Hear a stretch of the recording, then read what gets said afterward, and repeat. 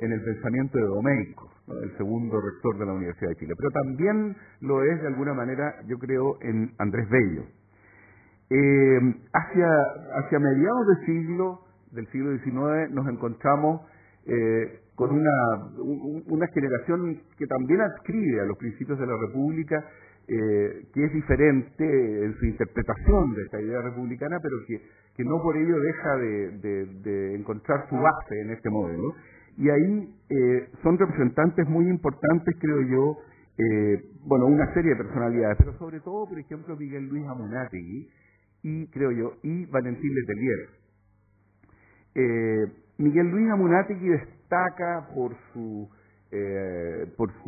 impulso, digamos, por el esfuerzo permanente por la instrucción primaria, y ese es uno de sus libros más importantes, sobre la instrucción primaria de 1856. El texto de Amunátegui es bastante interesante porque contiene, a propósito de la instrucción primaria, claro, pero que es un punto muy central para discutir esos temas, una defensa muy interesante de la gratuidad del sistema público. Miguel Luis Amunátegui continúa de alguna manera en este impulso hacia una educación, ahora es un sistema educacional que se caracterice por la universalidad, fundamentalmente por la gratuidad. La obligación va a venir más tarde, él está detrás, como ministro de Educación de Pinto, de la ley universitaria de 1879, que entre sus partes más importantes destaca que el conjunto del sistema educacional chileno, por lo menos estatal, público, tiene que ser gratuito. La educación primaria, secundaria, universitaria debe ser especial, como se dice en esa época, tiene que corresponder a ese modelo de gratuidad, ¿no? Los republicanos de este primer periodo no están necesariamente de acuerdo en eso, pero la ley del 79, impulsada por Miguel Luis Amunátegui, lo establece. Hay, por ejemplo, el caso de Valentín Letelier, al que me voy a referir con un poquito más de detalle. Es un caso más complejo porque él comparte con Amunátegui la idea de gratuidad del sistema primario y secundario, pero es más dubitativo respecto del sistema de educación superior. De todas maneras, la ley y el impulso dado por Amunátegui, se hicieron realidad en el campo de la educación superior también en Chile, y eso en realidad dura hasta el año 79, 80, ¿no?, con los primeros del siglo XX, con los primeros decretos de la dictadura militar, ¿no? El caso, entonces, Letelier es interesante también, yo creo, en términos de la fundamentación del modelo de educación en Chile, en términos de su contexto histórico, porque él, de alguna manera, tiene también muy claro que ciertos enfoques liberales sobre la educación son muy restrictivos, y en este sentido Letelier es muy, suena extraordinariamente actual. Él tiene, uno de sus debates fundamentales es a favor de una educación laica, y en ese sentido la confrontación con muchos de los ideólogos que defienden la educación católica en Chile son muy destacados. Pero hay un segundo momento en las ideas de Letelier que también es importante y que tiene que ver con su debate, como decía, con el liberalismo. Y aquí él se enfrenta a los partidarios lo que él llama el individualismo liberal, de Adam Smith, de Humboldt, de John Stuart Mill y de Herbert Spencer. En su oposición a este liberalismo individualista, Letelier reitera, en primer lugar, como positivista, militante, por así decirlo, que el papel de instrucción general es producir en la sociedad formas de cohesión. Esta condición básica de cohesión, piensa él, no podría ser lograda por la educación privada y su anárquica oferta de visiones del mundo. Pero en segundo lugar, Letelier defiende también a la educación pública en función de este valor republicano que yo mencionaba de la igualdad. Desde un punto de vista político, dice Letelier, las democracias tienen que dar la preferencia a la educación pública, porque la escuela común es una institución esencialmente democratizadora. Según lo han demostrado muchos educacionistas, forma la escuela una como república sujeta al régimen de la igualdad, república en que desaparecen las distinciones sociales de la fortuna y la sangre, para no dejar subsistentes más que la de la virtud y el talento. A lo que agrega Letelier que donde deja de ser pública, la enseñanza pierde su carácter democrático e igualitario, se convierte en simple adorno de las clases oligárquicas y por el mismo hecho se inhabilita para cumplir sus fines peculiares. Frente a los partidarios de una suerte de laissez-faire libertario, sostiene Letelier que la educación no es un bien de consumo, ni los profesores son productores de una industria, ni los estudiantes son consumidores. En el sentir de muchos autores de nuestros días, afirma Letelier, y su discurso, como les decía, suena muy actual, esta industria, lo cito, debe ser tan libre que un ganapán cualquiera no tenga más trabas para establecer una escuela que para abrir una tienda.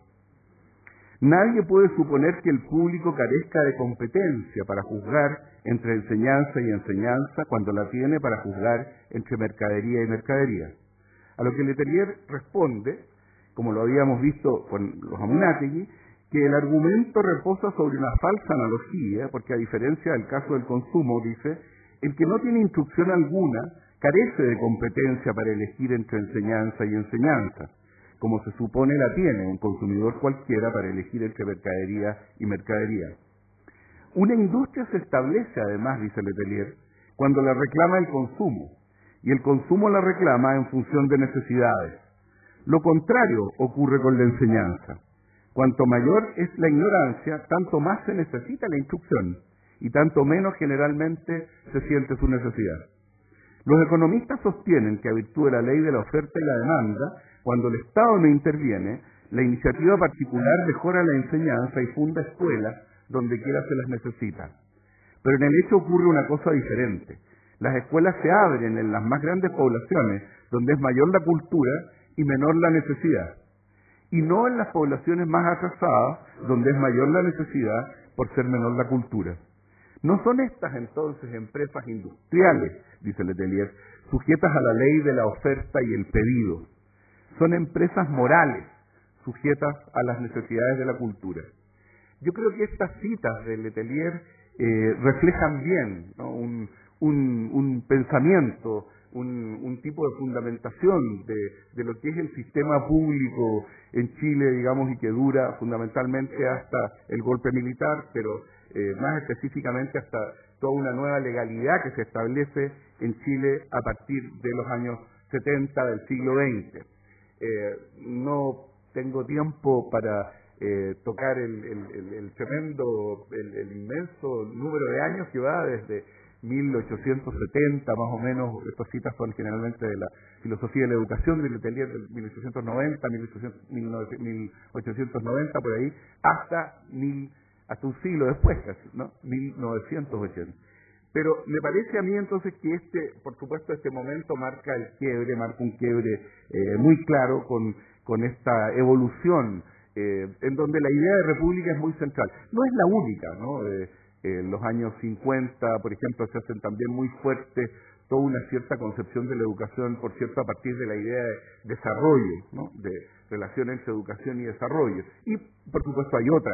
Antes todavía está también el pensamiento nacionalista, ¿no?, que quiere vincular a la educación con el crecimiento económico de la nación, por ejemplo, como en Encina, etc. Pero el gran quiebre, creo, se produce entonces en los años 70 del siglo XX.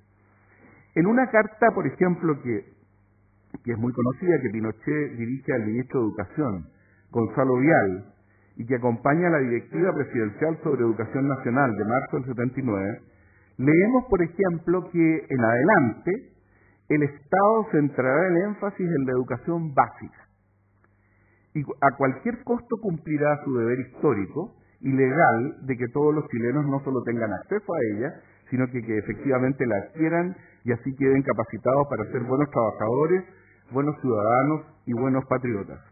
Bueno, aquí ya con estas frases, digamos, de alguna manera se marca notablemente el quiebre, pero la carta continúa. Alcanzar la educación media y en especial la superior, constituye una situación de excepción para la juventud, y quienes disfruten de ella deben guardarla con esfuerzo, y además debe pagarse o devolverse a la comunidad nacional por quien pueda hacerlo ahora o en el futuro. Entonces, yo creo que estos dos pequeños párrafos de esta carta y que acompañan esta directiva del año 79 marcan, yo diría, este quiebre fundamental, entonces, con la idea de educación pública, digamos, fundamentada en esta idea republicana que había caracterizado un poco la historia de Chile independiente desde el año 18, más o menos en adelante, y aún antes, ¿no? Ahora, esto instala entonces en la discusión pública en Chile una relación fuerte entre, que no es exclusiva de este periodo, pero una relación tal vez más fuerte entre educación y economía, y especialmente entre educación y mercado. Yo quiero referirme muy brevemente, por el tiempo solamente, y también citando a algunos pasajes de algunos de los que defienden, ¿no? De algunas personas que defienden esta educación de mercado, o esta educación relacionada fuertemente con el mercado. Y una de esas defensas está contenida en un artículo también muy conocido del año 84, de un economista que es en ese momento asesor del Ministerio de Hacienda, del ministro Vigil, y que yo creo que caracteriza también, a mi juicio, bastante bien digamos, una cierta reflexión, un cierto imaginario también sobre la educación en este momento. Dice, por ejemplo, este asesor, que es Gerardo Cofré, en un texto publicado en Estudios Públicos, pero después del año 88, pero luego reeditado en un texto que de alguna manera reúne todos los ensayos más importantes sobre educación en el periodo de la Junta Militar, y que se llama Educación Chilena, Doctrina y Política, editado por Tomás Mackay en la editorial universitaria el año 89. Dice ahí entonces, en este ensayo que se llama El sistema de subvenciones en educación, la experiencia chilena, Gerardo Cofré. En primer lugar, parte diciendo que el alto nivel de utilidad, argumentos similares nos encontramos todavía hoy día en el debate sobre la prensa, que el alto nivel de utilidad de los servicios educacionales y su recuperación por los individuos, en estricto rigor, no justifica la intervención del Estado en la educación. Es más, dice Cofré, la intervención estatal es peligrosa para la sociedad, ya que tiene, cito, costos significativos para la economía que el Estado entregue subsidios.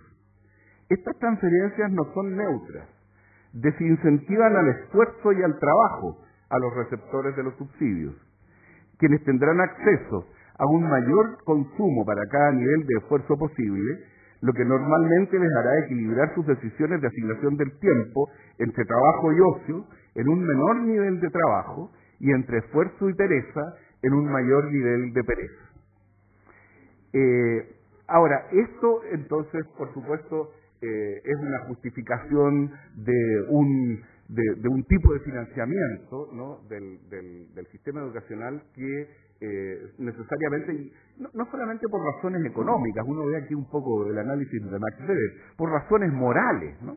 El Estado no debe intervenir en la educación si es que no quiere producir una nación de gente con mucha adicción a la pereza y con mucha adicción al ocio, ¿no? Entonces, hay aquí un fundamento, digamos, muy... Ahora, y esto entonces, en función de esto, es que Cofré va paso a paso, digamos, delineando un sistema en que se justifica para cierto nivel, en que es muy difícil, por ejemplo, recuperar créditos, como son los sectores más pobres de la sociedad chilena, sistemas de becas, sistemas de créditos para los sectores que pueden pagarlo, en fin, eso responde un poco, es un poco el modelo que estamos todavía, en el que estamos todavía, ¿no? Ahora, a mí me interesa, y con esto termino, todavía un pasaje del texto de Cofré que yo creo que también es significativo. No quiero decir que el pensamiento de Cofré marque, por supuesto, todo lo que pasó en las leyes, educación